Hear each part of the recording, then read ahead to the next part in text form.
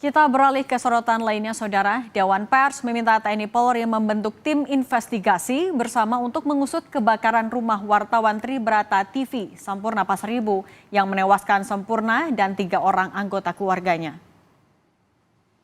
Dewan Pers menemukan fakta bahwa kasus kebakaran yang menewaskan Sampurna Pasaribu dan ketiga anggota keluarganya terjadi setelah korban memberitakan perjudian yang ada di Karo, Sumatera Utara. Karena itu, Dewan Pers meminta TNI Polri untuk membentuk tim investigasi untuk mengusut kasus ini secara terbuka. Dewan Pers juga akan membentuk tim investigasi yang melibatkan aparat dan unsur jurnalis.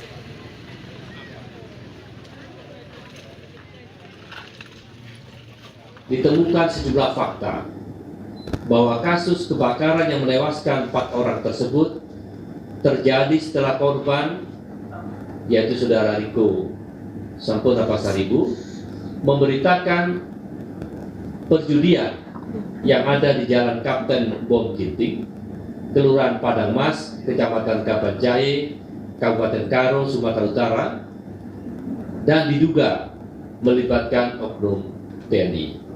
Atas kejadian tersebut, Dewan Pers meminta Kapolri bersama Kapolda Sumatera Utara membentuk tim penyelidikan yang bersikap adil dan imparsial dalam mengusut kasus ini. Dewan Pers meminta Panglima TNI dan Pangdam Bukit Barisan membentuk tim untuk mengusut kasus ini secara terbuka dan imparsial. Sementara itu, terkait adanya berita simpang siur penyebab kebakaran yang menewaskan Sampurna Pasaribu dan ketiga anggota keluarganya, Kodam 1 Bukit Barisan memastikan jika kejadian tersebut murni kebakaran dari dalam rumah. Dirinya menyatakan hingga saat ini tidak ditemukan orang tak dikenal yang sebelumnya diinfokan sengaja membakar rumah korban. Ini dijelaskan oleh pihak kepolisian yang telah melakukan olah TKP. Kejadian tersebut murni kebakaran dari dalam. Ya, tidak ada OTK yang melakukan pembakaran terhadap rumah almarhum tersebut. Kita tetap mengikuti proses hukum yang sudah dilaksanakan oleh pihak Polres Tanah Karo. Kita serahkan sepenuhnya kepada pihak kepolisian untuk menyelidiki kasus ini seterang-terangnya. Dari hasil penelusuran sementara Komite Keselamatan Jurnalis atau KKJ Sumatera Utara, kebakaran di rumah jurnalis Sampurna Pasaribu berkaitan dengan pemberitaan perjudian.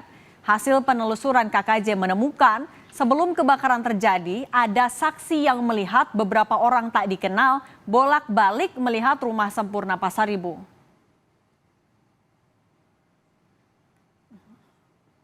Bang Pasaribu ini sempat menghilang, sempat mengamankan diri karena merasa terancam. Dia menduga ancamannya itu berasal dari pemberitaan yang dia buat.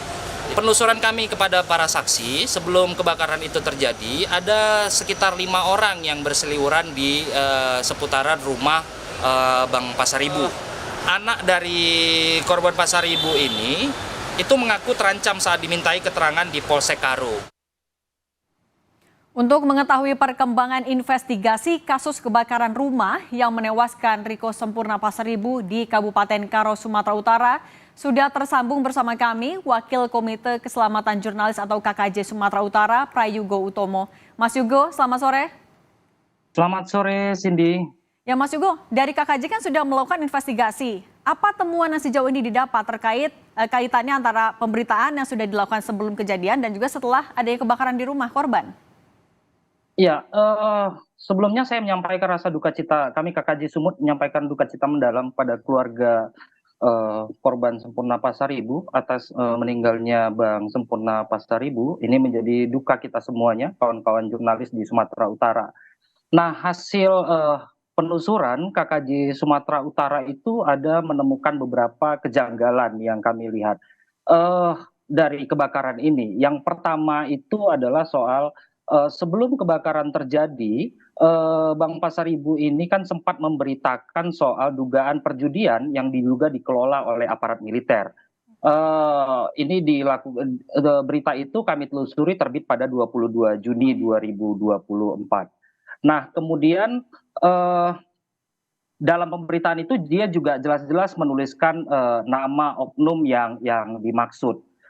Nah, dalam hal itu juga ada dugaan soal aliran uang yang mengalir kepada Bank Pasaribu, kemudian termasuk kepada anggota ormas yang disebutnya sebagai teman Bank Pasaribu. Ini adalah temuan kami setelah mewawancarai beberapa saksi. Nah, kemudian setelah berita itu terbit, Bank Pasaribu ini dihubungi oleh ada oknum aparat, diduga oknum aparat yang menghubungi dia dan meminta agar berita itu segera di take down ataupun dihapus dari laman Tribarata TV.